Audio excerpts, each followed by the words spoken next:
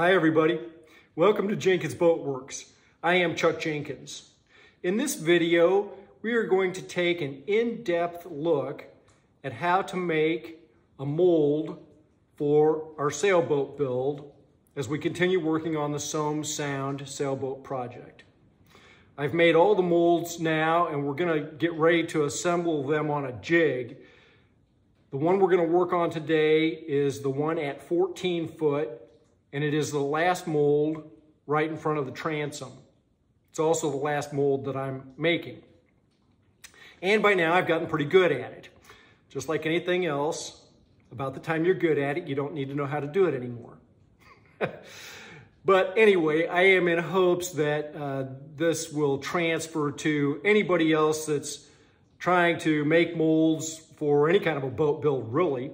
And I'm going to share my little tips and tricks and things that I learned as I got better at making these. So I'm pretty happy with the way it turned out, and we have got all the frames made now so that we are at a point where we can start getting this set up on the construction jig. And this is just one video out of many as we have started working on this entire boat build. So check out the rest of the channel if you like what you see, or if you want to follow this sailboat build along, consider subscribing, leave your comments, give us a thumbs up. I'm going to jump in and show you how I make these frames. I'm going to try to do a very detailed description on how we figure out where we should make our angle here for putting our frame together. This is frame 14. It comes along like this. It's very sharp. It comes down here. This is the smallest last frame in front of the transom. So the boat's getting narrower as it's going back. We've already completed frames 10 and 12, and this is at 14 feet. So what John suggests in his book is you take two rulers like this, and you basically create an angle. So you come up here, you cross the center line, and you come down here and you cross the jig line. You don't touch any part of the frame, but you get as close to it as you can. Now, I had to come up here because it swoops up. Then the idea is you make a measurement of your upper piece, because we're going to have to make this out of 2 pieces of wood. We're going to use 1 by pine. So the upper one here is roughly 31 inches, and the lower one here is 25 inches. So I've written these down on this little thing. There's a 14 frame, 31 inches, lower one's 25 inches, and then we need to figure out what this angle is. Now, I've already measured it, and I know it's 116 degrees. What I did, though, is I took and I drew a pencil line right here inside these rulers, and then take the protractor, and I make a 90-degree line here so I can line up the protractor. And when I come over here, that's showing, well, right now it's showing about 114, 115. It's close enough. So what we need to know is what's half of that. I'm going to go with this 116 that I wrote on here. So half of 116 is what? 58. So 58 degrees, if I come back over with this and just move this thing over to 58 right there, that actually looks like that should work.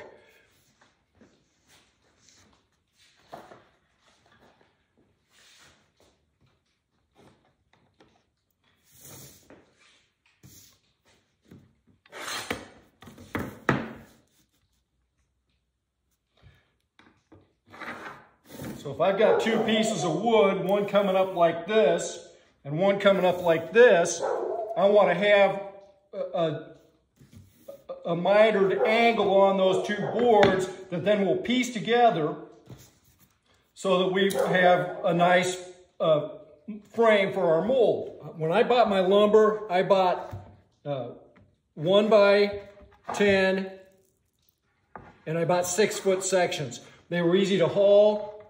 Most of these are somewhere in the neighborhood of 3 feet or shorter. So it just made sense for me to just go ahead and get 6-foot boards. Now I don't like that right there, so that's going to go on the inside. So let's just kind of lay that down here. And what I'm going to do for the moment is I'm just going to cover up the plan.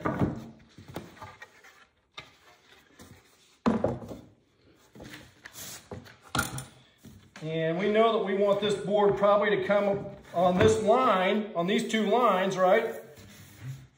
Because we want as much board down in here for support as we can get. So I'm not trying to get my line in the middle of this. I really kind of want it up on this edge. These silly flies, I just got tons of them in here. So I'm just going to put that right on that corner and line it up on that line.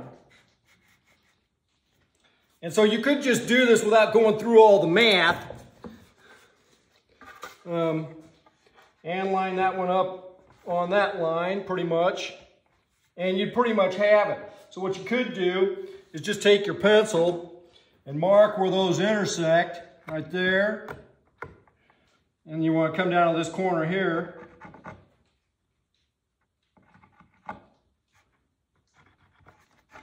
And then on this one, well, I can't see the line, but it's right. Let's just extend it. It's right here.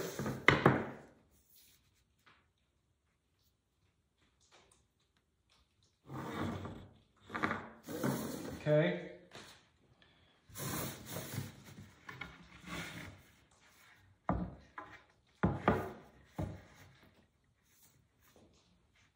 Man, I'm not crazy about this either. Look at that big thing. We are going to go on this thing, on this edge. Most of that's going to just be cut off anyway, so we're going to be okay. Okay, and then see, now I can see that line. Just put that on there and come down to this corner. And you know what? I'll bet there's a good chance that my angle is going to be right, or darn close to it. And the idea behind most of this is that you should have a similar angle. I mean, you could get real exact about it and have it be exactly the same. But let's see roughly where this is. Now, part of the trick with this is I can measure here like this. And I'm roughly, well, I'm about 56 right there. 10, 20, 30, 40, 56.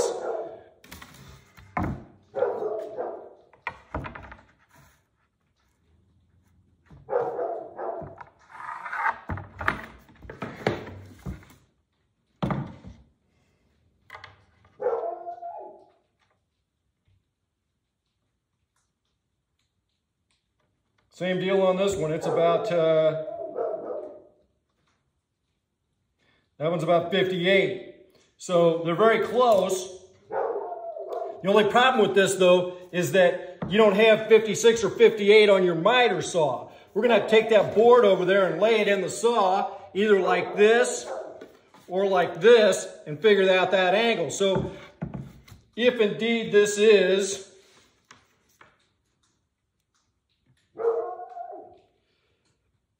58, we'd have to take 90 minus 58 is what? 32.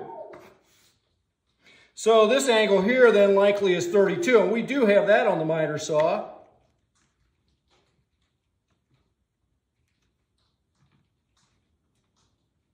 Yeah, it's just really close. It's almost exactly. So makes me curious what this one is.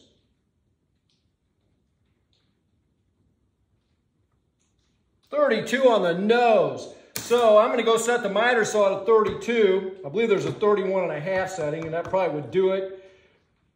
And we'll cut those boards off. Now, part of what I could do, well, no, I'm going to cut them one at a time. Look how close that is.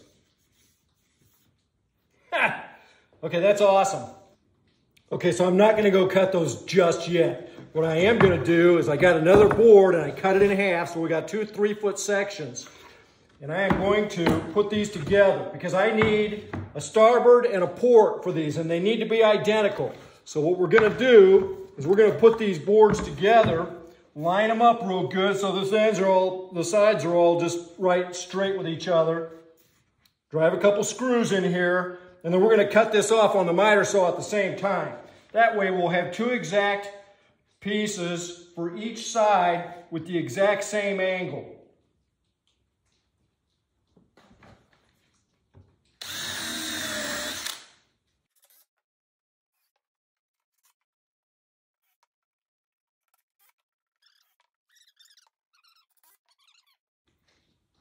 Okay, something else I wish I would have done earlier, but I still know which one's which, and largely because I remember this thing here.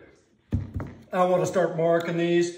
This is the number 14 upper. This is 14 lower. Now, how do these fit together? I think we're going to be good. I'm still going to use these lines I drew on here and just try to line those up. And see, we got our angle marked there still. Now, it's not exactly perfect, but it's darn close.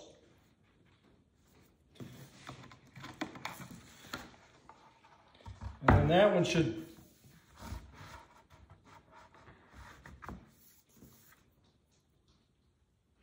Okay, now I got a problem because I'm not covering up this top part up here. So I may, well, it's because it's not straight. Boy. Okay, so, well, the beauty of this is I don't have to worry about the plan anymore because I made a template. And that template is here. And it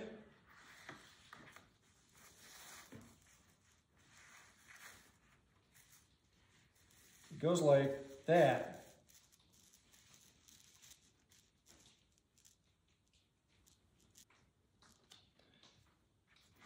Now, interestingly enough, that almost lines up with that base, that base construction line there.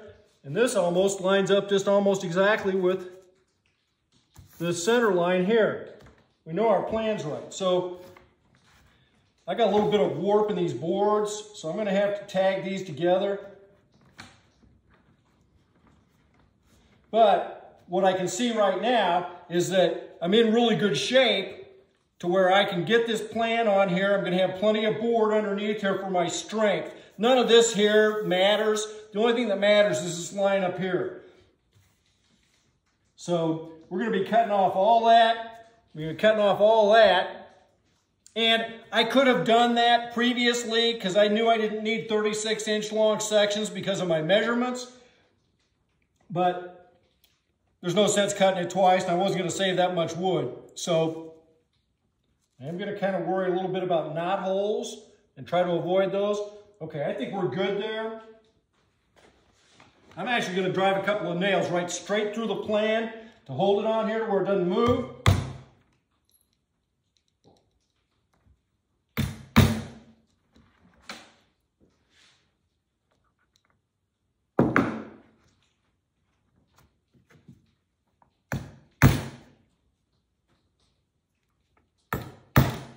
Okay, now we're going to draw this on here.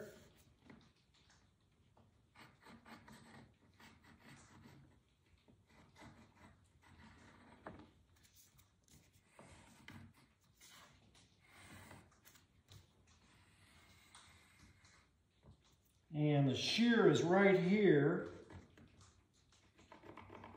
Now that's going to get cut off, but I can see it for the moment.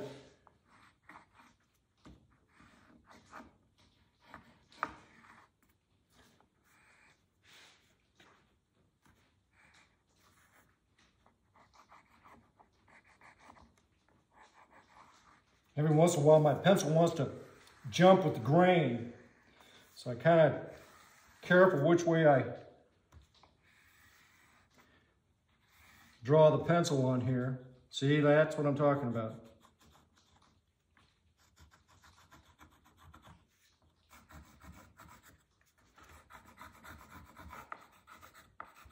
Now, the other thing that's nice about this is that I'm going to be able to not have to worry about measuring this angle or anything.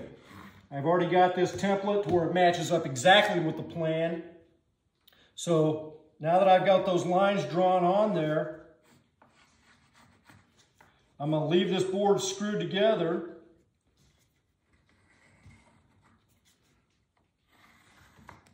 take this off of here.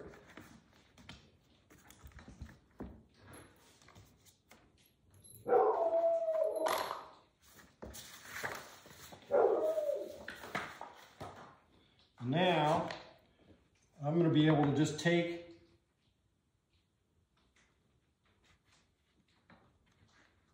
draw that right out of there.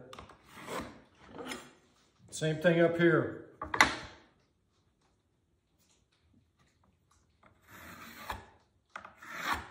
And then I can take that over to the miter saw, and those will be pretty easy to cut. Now, that's going to cut through that other screw that's over there, so I'm going to put another screw in up here. Because the other thing we're going to do is I'm going to take this through the bandsaw with these. I've got nails in my screws. Great.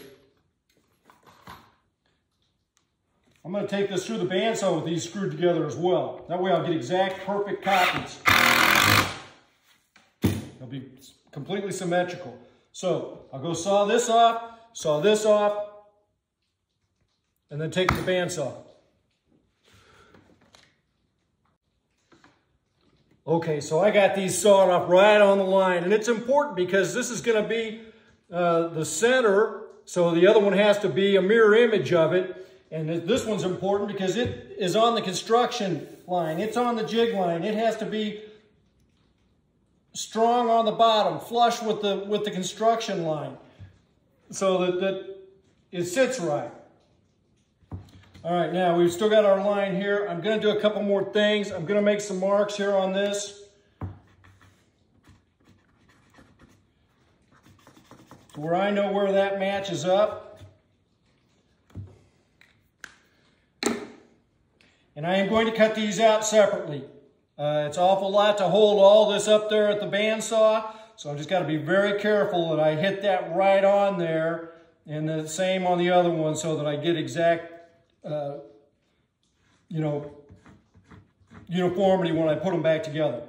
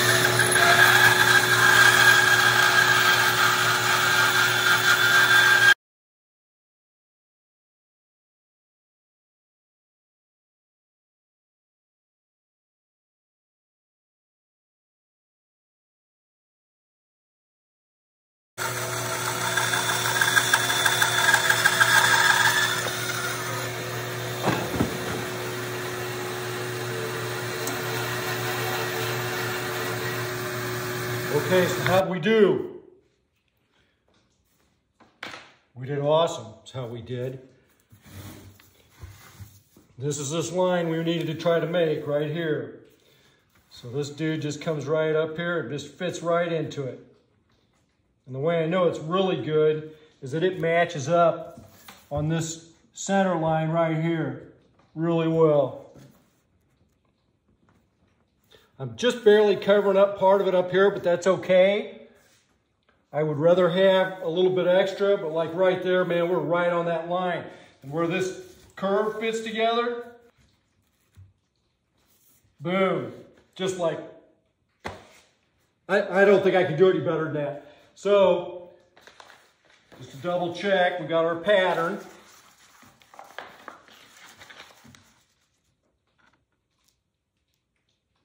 So you can see how close we really are. And we got two pieces, one for this side and then the inverse for the other that's going to match up perfectly. So now we are to a point where we can unscrew these and then we'll have the whole thing.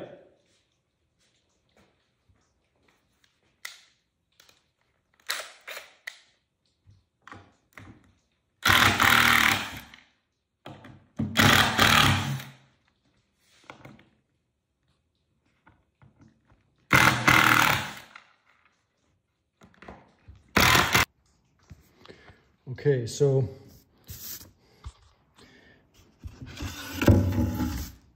we've got our two pieces for each side, and I'm gonna mark these. You can see where we're just right on this line, right on the line right there, you can just barely see. It comes right up to there. And our center line and our diagonal back here for the jig line is all just beautiful. So really all we have to do now is put some gussets on these joints, and we will have this frame completed. Let's see if we can kind of organize it for a second here.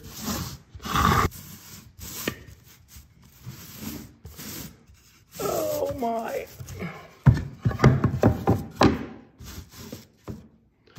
Okay, it's hard to hold the camera and do this, but you get the idea.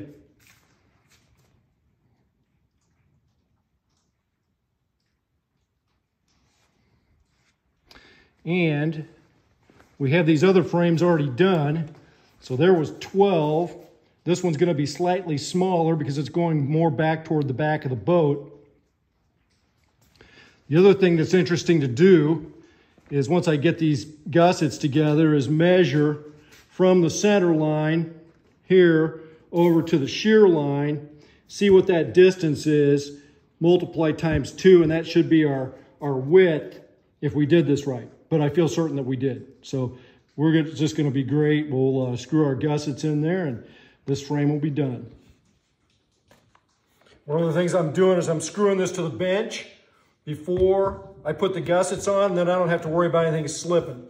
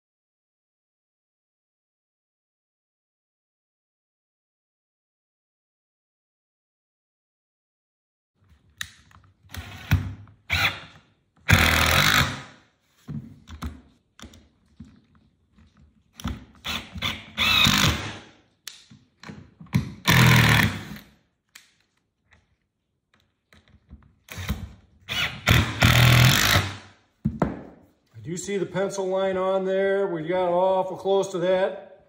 Didn't cut right through the pencil line, but it's okay.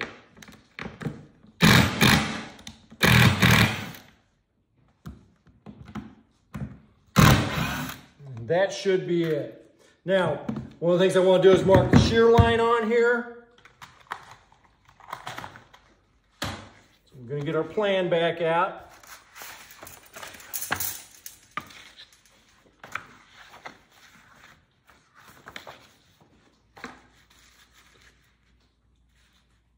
Okay, and that's nice. That just matches up really good like that.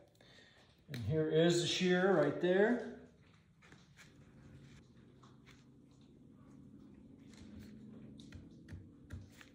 Okay, and that's the shear here. Now, one of the things you can do is measure and see if you're right. It's 1 1/8. 1 1/8.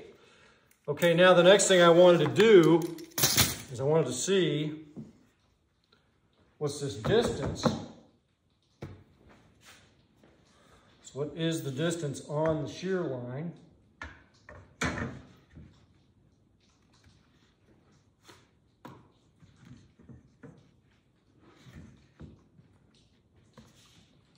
Well, that's just a foot shy. It's 5 feet.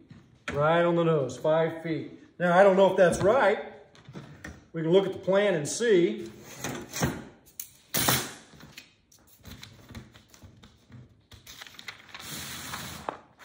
So, what I'm talking about there then is from the shear line here to the center line should be about 2.5 feet.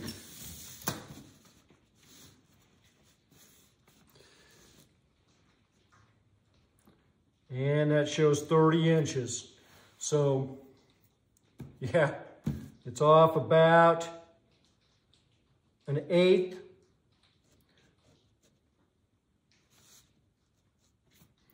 I'm not sure I'm straight over across. Boy, it's so close. It's so close.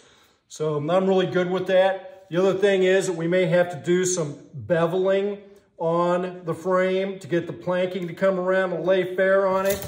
And I would rather have 1/8 of an inch too much than be short. So I am super good with that.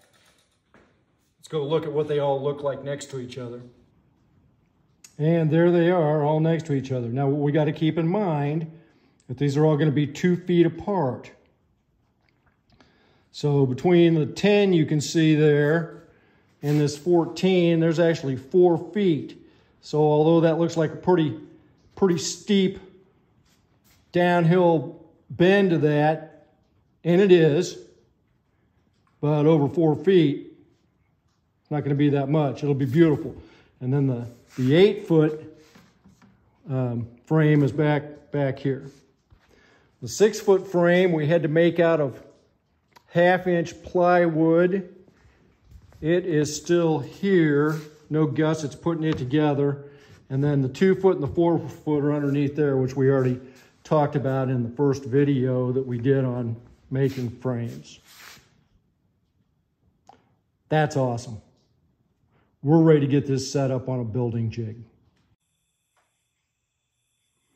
If you like the video, remember to like and subscribe. We'll see you next time.